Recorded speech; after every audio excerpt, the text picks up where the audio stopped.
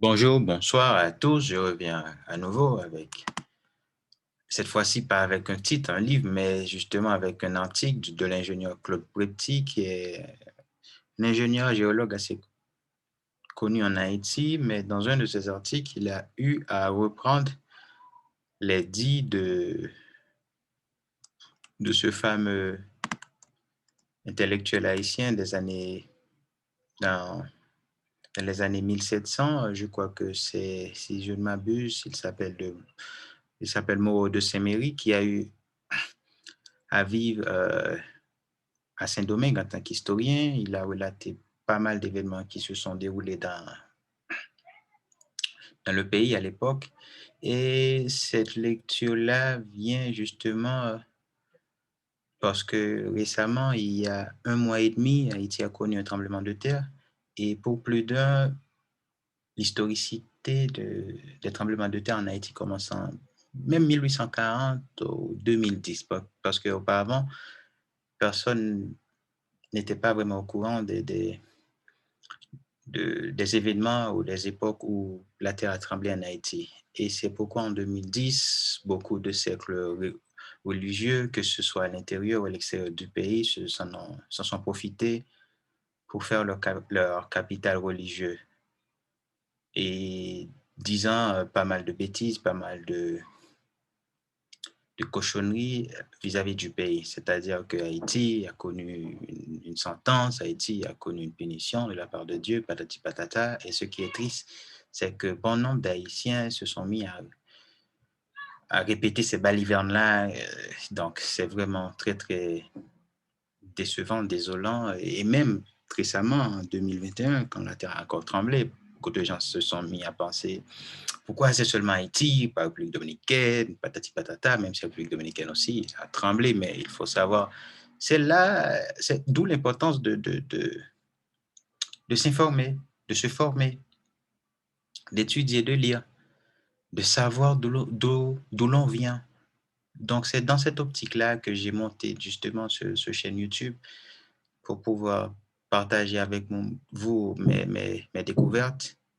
Et aussi, donc, je ne vais pas m'attarder, entrons directement dans la lecture. Donc, il faut savoir que, on va voir, un peu d'historicité, un peu de sismicité historique. Moreau de Saint-Méry, 1750-1819. L'historien de Saint-Domingue a relaté dans son ouvrage Description topographique, physique civile, politique et historique de la partie française de l'île Saint-Domingue, publié en 1797, les calamités dues à des catastrophes naturelles, notamment les tremblements de terre survenus dans l'île tout au cours des périodes espagnoles et françaises, aussi pour appréhender aujourd'hui la réalité de la menace sismique en Haïti.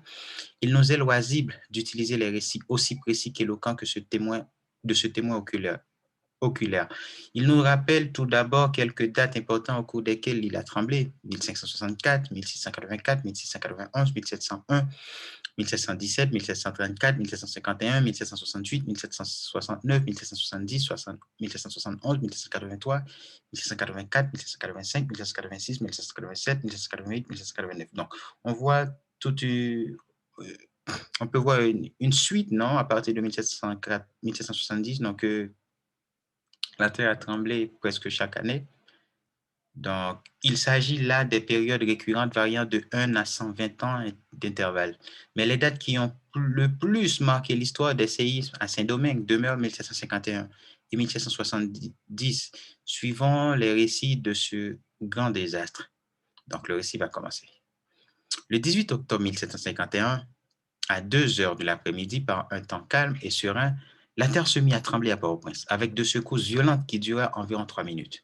La terre eut jusqu'au 25 des balancements, comme si elle n'avait pas trouvé d'assiette. La ville de Saint-Domingue perdit plusieurs édifices. Le 28, on éprouva 3 secousses. Le 29, 2 et le 19, encore 2 extrêmement fortes. Le 21 novembre, à 8 heures du matin, durant un calme profond, il y eut une légère secousse à Port-au-Prince. Des secousses plus violentes se suivèrent. Une seule des maisons de maçonnerie ne fut pas renversée. Quelques-unes de charpentes tombèrent. Les cavernes, le magasin général et une aile de l'intendance s'écoulèrent.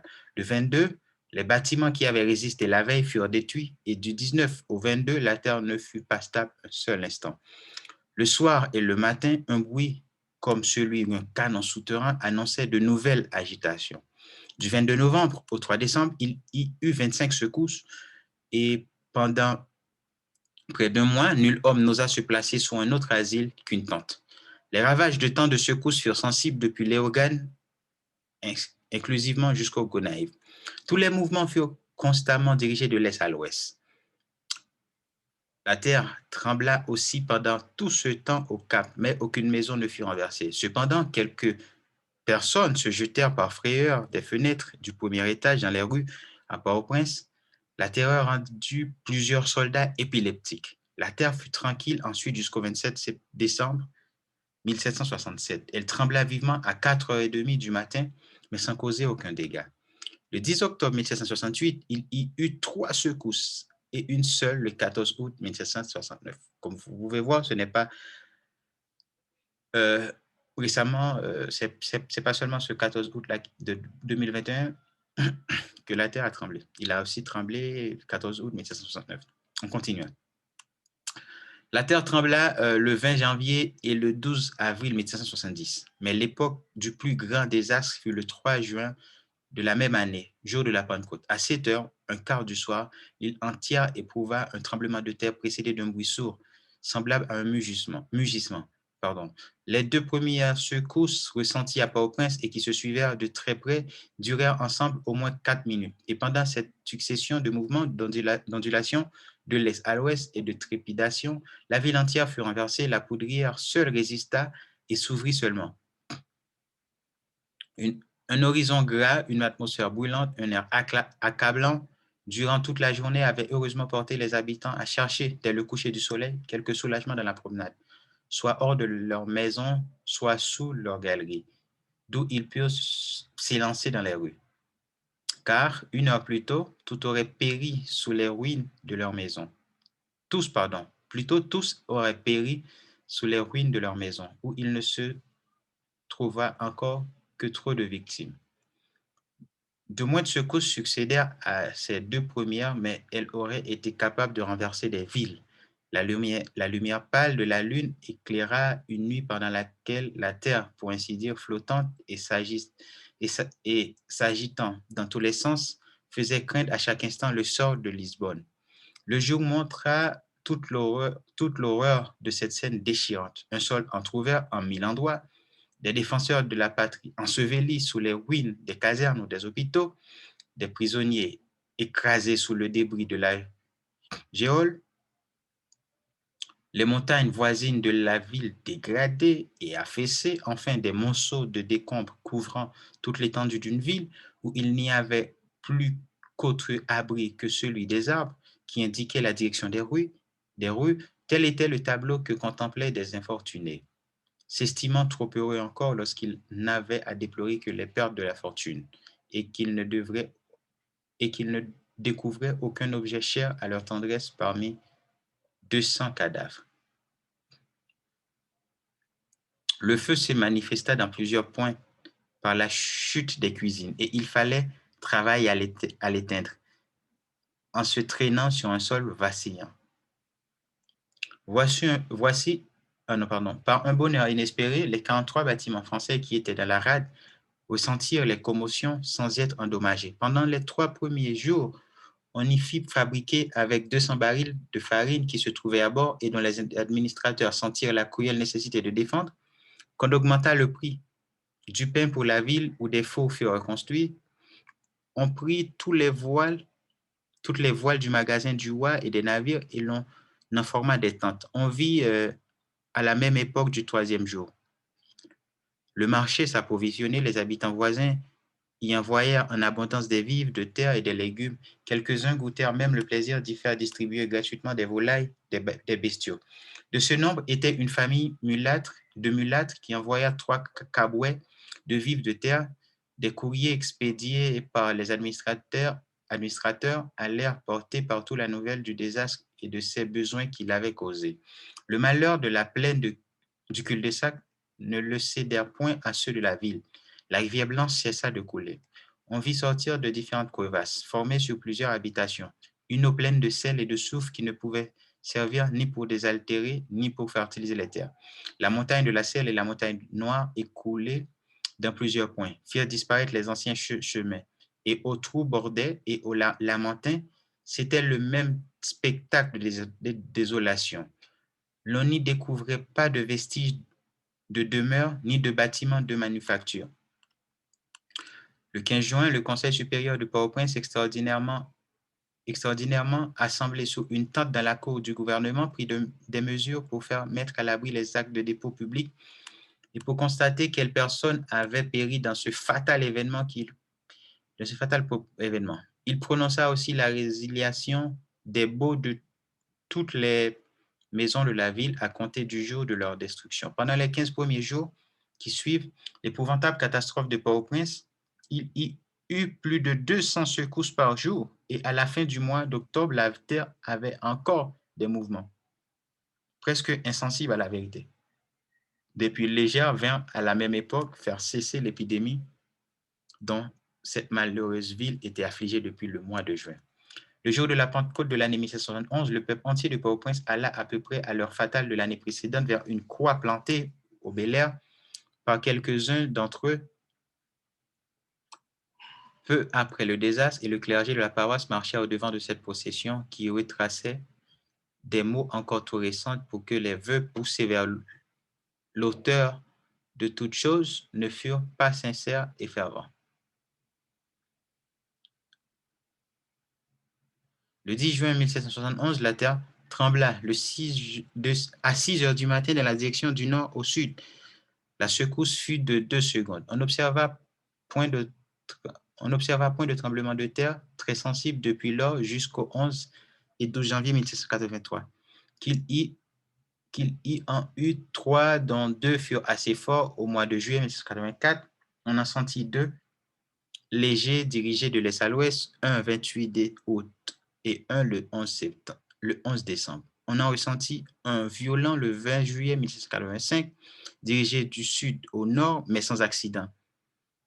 Un du même genre le 29 août 1786 et un semblable, mais dirigé de l'est à l'ouest, le 30 janvier 1787. Après 8 jours de brise d'est violente et de secousses, le 23 avril, durant la première et plus d'une minute après, la mercure du baromètre oscillait, la direction était du sud au nord. Ainsi, voilà dans ce moment, plus de 19 ans révolus sans que le Port-au-Prince ait vu le retour du phénomène qui a pensé à l'anéantir, et cette période inquiétait d'autant plus qu'on en cherchait l'influence dans les rapports des 2 tremblements de terre, 1751 et 1770. Mais même d'après ce que j'ai rapporté, on est tenté de se faire cette question. Pourquoi les tremblements de terre sont-ils aussi communs dans ce lieu de la colonie? J'avoue que je ne suis pas en état de la résoudre. Fin de citation. OK, donc on va s'arrêter ici. Il y a aussi un autre événement qui a été relaté, je crois que par un prêtre à l'époque. Bon, c'est pour vous faire une idée donc de cette historicité des tremblements de terre en Haïti.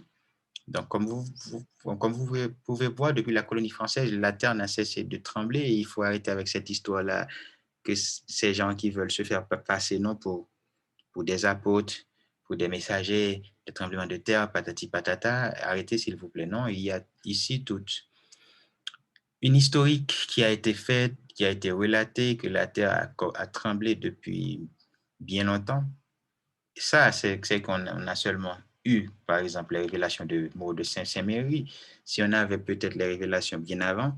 Et on peut dire aussi qu'on a été chanceux pendant un certain temps à rappeler que le tremblement de terre la plus féroce est daté de 1848 ou 1840.